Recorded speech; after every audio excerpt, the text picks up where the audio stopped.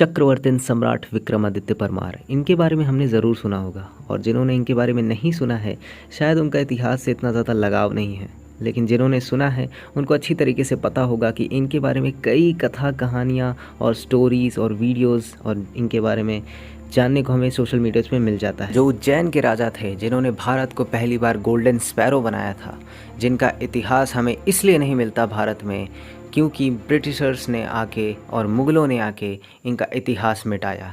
ऐसा हम इनके बारे में प्रचार और न्यूज़ सुनते रहते हैं। तो इसके बाद ये सब पढ़ के मेरा दिमाग घूम गया और फिर मैं इनके बारे में डीप रिसर्च करना स्टार्ट कर दिया। तो इस वीडियो में हम पता ये लगाएंगे कि विक्रमादित्य एम्पायर सच में था भी कि बस कथा कहानियाँ हैं, फैक्ट चेकिंग करके।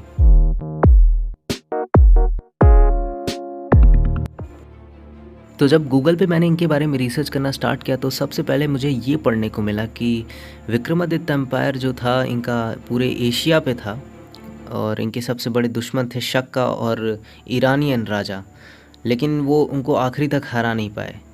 तो विक्रमादित्य पहले राजा थे जिन्होंने इंडिया को गोल्डन स्पैरो बनाया।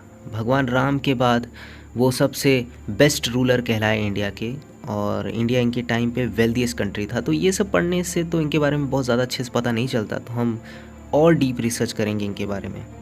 तो सबसे पहले मैं विकीपीडिया पे गया और विकीपीडिया पे मुझे सबसे पहले इनके बारे में ये पढ़ने को मिला कि Vikramaditya was the legendary king mention in ancient Indian literature featuring in traditional stories including those in Vetal, Panchavimasthi and Singhasan Battisi. Many describing as a ruler of capital at Ujjain, यानी कि उज्जैन के राजा इनको बताया जा रहा है। और यहाँ पे देखिए चंद्रगुप्त सेकंड का भी जिक्र आ रहा है जो कि गुप्ता एम्पायर के थे। तो यहाँ पे स्टोरी वर्ड आ गया तो फिर इससे पता चल जाता है कि ये कोई रियल किंग की बात यहाँ पे नहीं हो रही है। और मैं सच बताऊँ तो मैंने कुछ महीने पहले यहाँ पे सर्च किया था तो मिथिकल किंग भी दिखा रहा था, तो इससे पता चल जाता है कि विकीपीडिया की चीज़ें चेंजेस भी होते रहते हैं। अच्छा, तो इनका रूल स्टार्ट हुआ था 57 बिफोर क्राइस्ट एरा, और इनका बर्थ डेट मैंने चेक किया तो वो दिखा रहा है 102 बिफोर क्राइस्ट एरा, डाइड 1580। तो यार उस टाइम तो ऑलरेडी बहुत सारे एम्पायर एग्जिस्ट करते थे, लाइक सतवाहना एम्पायर, महामेघावाना एम्पायर, हन डायनेस्टी और रोमन एम्पायर, पार्थियन एम्पायर। तो यार उस टाइम इतने सारे एम्पायर ऑलरेडी एग्जिस्ट करते थे, तो विक्रमादित्य कैसे रूल कर सकते हैं। अच्छा, मैंने बहुत लोग को ये भी कमेंट करते हुए देखा कि विक्रमादित्य जो थे वो परमार डायनेस्टी के थे। तो यार मैं ये बता दूं उन लोगों को कि परमार डायनेस्टी जो थी वो 9th to 13th सेंचुरी में एग्जिस्ट करती थी, ना कि उस टाइम पे एग्जिस्ट करती थी। जैसे कि आप देख सकते हो मैप में ये कितनी बड़ी थी और इतने सारी उस टाइम ऑलरेडी एम्पायर थे। अच्छा, ऐसे ही लोगों का एक और क्लेम होता है कि विक्रम संवत फिर कहाँ से आया, क्योंकि यही राजा ने विक्रम संवत स्टार्ट किया था, उनका ऐसा कहना है। तो मैं बता दूं कि 5वीं और 6वीं शताब्दी के बाद जितनी भी पुराने शिलालेख मिले हैं उसमें मालो संवत आया है और 9th सेंचुरी में जाके हमें विक्रम संवत नाम मिलता है। तो इसका ये मैंने बता भी देता हूँ। प्राचीन लिपि माला के लेखक गौरी शंकर ओझा का भी यही कहना है कि विक्रम संवत नाम जो है वो 9th सेंचुरी के बाद ज़्यादा फेमस किया गया है, और इसका पहला शिलालेख जो मिलता है धवलपुर के चम्हाना यानी कि चौहान चंड महासेन विक्रम संवत 898 यानी कि 841 क्राइस्ट एरा के शिलालेख में, यानी कि 841 क्राइस्ट एरा के शिलालेख के बाद इसके साथ विक्रम नाम जोड़ा गया है। मंदसौर में जो नरोवर्मन का अभिलेख मिला वहाँ भी इसका नाम मालो संवत मिला है।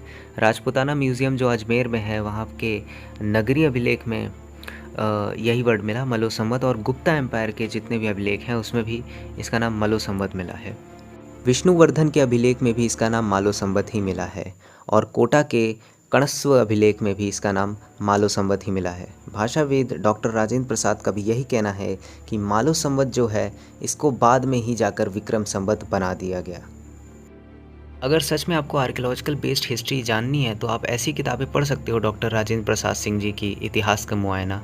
ऐसी किताबें सिंहासन बत्तीसी और विक्रम वेताल जैसी फिक्शनल स्टोरीज पढ़ के उनके कैरेक्टर को असली मानने से तो अच्छा है आपको असली हिस्ट्री पता चलेगी। और जब मैं कल स्क्रॉल कर रहा था यूट्यूब पे वीडियोस देखने के लिए विक्रमादित्य की, तो मुझे सच में पता चला कि इस फेक एम्पायर को कितने लोग सच मान चुके हैं, और वो लिटरली हर वीडियोस पे जाके कमेंट करते हैं कि you forgot Vikramaditya, Vikramaditya left the chat, Vikramaditya is the largest empire of India. Vikramaditya जो थे जिनका 40 करोड़ स्क्वायर किलोमीटर एरिया था, लगभग पूरा एशिया उन्होंने जीत लिया था। मतलब आप ऐसी चीज़ें आप कमेंट करते हो और मतलब सोचिए अगर कोई फॉरेनर ही देखेगा इसे और वो हिस्ट्री का मतलब जो चैनल है, फॉरेन चैनल है, उस पे जाके आप कमेंट करते हो, अगर वो ऐसा देखेगा तो फिर वो आप ही का मजाक उड़ाएगा।